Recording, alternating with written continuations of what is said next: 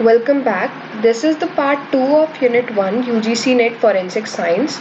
In this part, we'll discuss about physical evidences, their nature, types, search methods, collection, preservation, packing and forwarding, and chain of custody.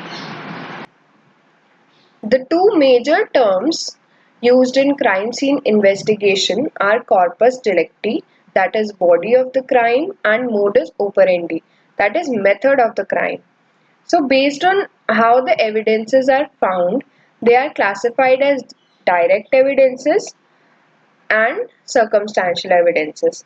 Direct evidences includes eyewitness account, video cameras and confessions.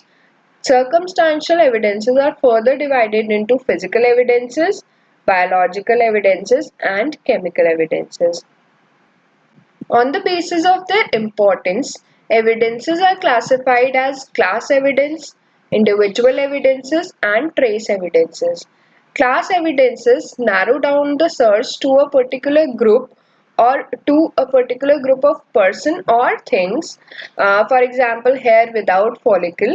Individual evidences belongs to one person or thing only. It helps in the identification of a particular person or thing. For example, hair with follicle. Trace evidences are measurable amount of physical or biological material. For example, hair, fiber, paint chips, dust particles that are present in trace amounts. Others include conclusive evidences. Conclusive evidences are strong evidences. Conflicting evidences are evidences that oppose each other. Now coming on to derivative evidences, these evidences are obtained illegally, therefore these are inadmissible in the court. Corroborating evidence. Evidence that differs from another evidence, but it strengthens or confirm other evidence. Like for example, it doesn't have that much strength on its own, but when it combines with other evidence, it strengthens the other evidence. Exculpatory evidence. This evidence establishes criminal defendant's innocence. Foundational evidence, which determines the admissibility of other evidence, whether it is admissible in the court of law or not. Hearsay. Hearsay is the testimony given by eyewitness on not what he or she actually sees, but but what he or she hear, or making their own story. We humans sometimes unconsciously, depending upon the circumstances, make their story. So this is what hearsay is. Incriminating evidence that establish guilt. Presumptive evidence that we presume is true until unless another evidence is not produced. Prima facie evidence, it will establish a fact or sustain a judgment. Probative evidence is to prove or disprove a point. Rebuttal evidence is offered to disprove or contradict the evidence presented by an opposing party. Tainting evidence, matlab there is a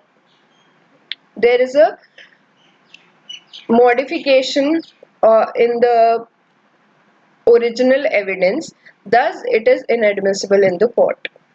Inceptive evidence, it is used to show whether a crime has been committed or not.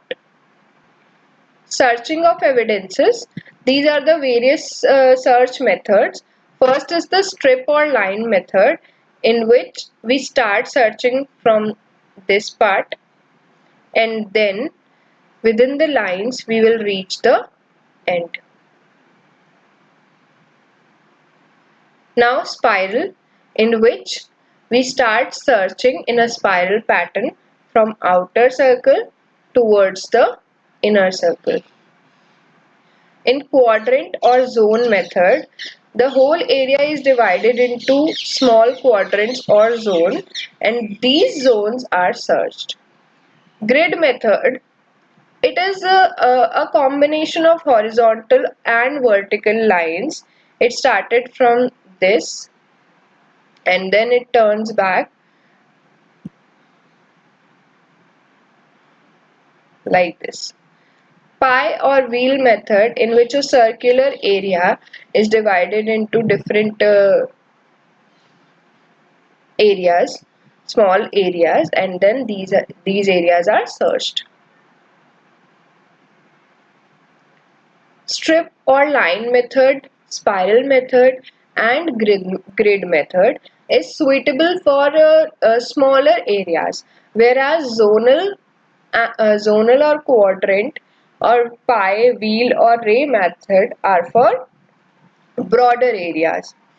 Crime scene, for securing the crime scene, we use crime scene tapes, and yellow is used for outer perimeter and red for inner. Now, what can we consider as an evidence?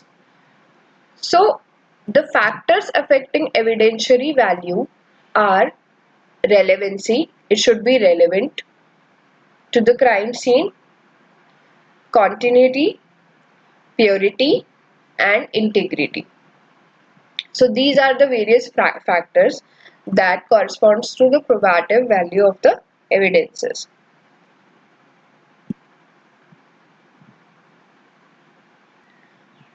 To maintain the integrity of the evidence and its admissibility in the court, there is chain of custody. It is the documentation of the history of samples through all possessions and handling, from the time of collection through analysis and then final disposition. So it is done to minimize the damage or alterations of any kind for the evidence. Original evidence bag is opened, maintaining signature on first seal, and then updated chain of custody log, again sealed with a new seal and signed. Analyze the evidence. Unlike what you see in the TV shows, forensic science lab technicians are specialized and process only one type of evidence. There are physics section, chemistry section, toxicology section, separate sections are there. Now coming on to the crime scene reconstruction, it involves forming hypothesis of what could have happened.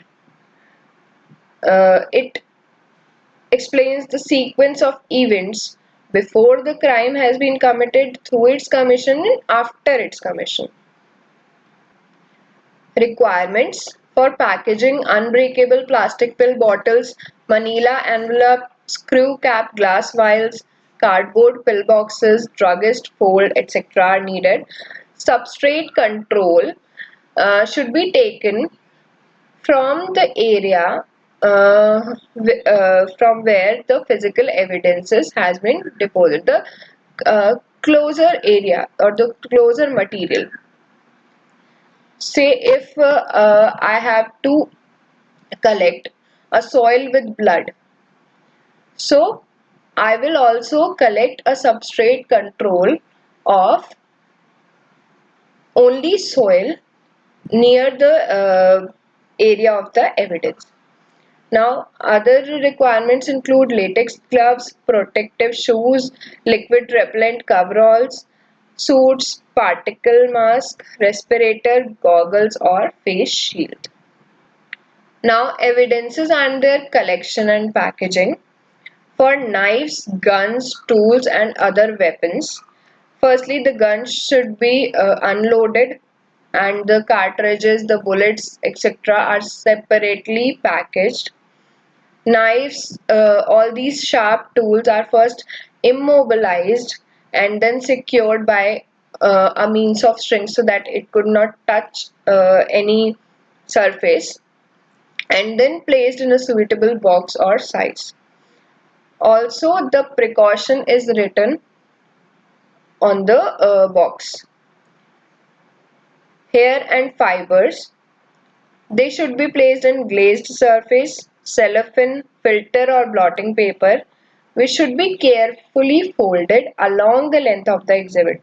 The hair or the fiber should not be folded and enclosed in a suitable container. Biological samples are first air dried and then these are packed in a clean white paper and sent in paper envelope. Biological samples should always be packaged in breathable containers, not air tight vials. Control samples of saliva, etc., uh, should be collected and sent in sterile tubes, and the advice should be written to be kept in freezer. Soil, metal fillings, glass fragments, fingernail scrapings, and these trace paint chips, wood chips, plaster, etc. These are placed in filter paper and then enclosed in container, suitable container. Arson and burning cases. These evidences should always be packaged in airtight containers. Either heat sealed plastic bags are used or airtight appropriate size leak proof plastic or metal container. About the tool marks, if the tool mark can be as it is transferred to the laboratory, it should first be protected by covering it with soft paper, then with strong wrapping papers, then it is after fixing it is transferred to the laboratory.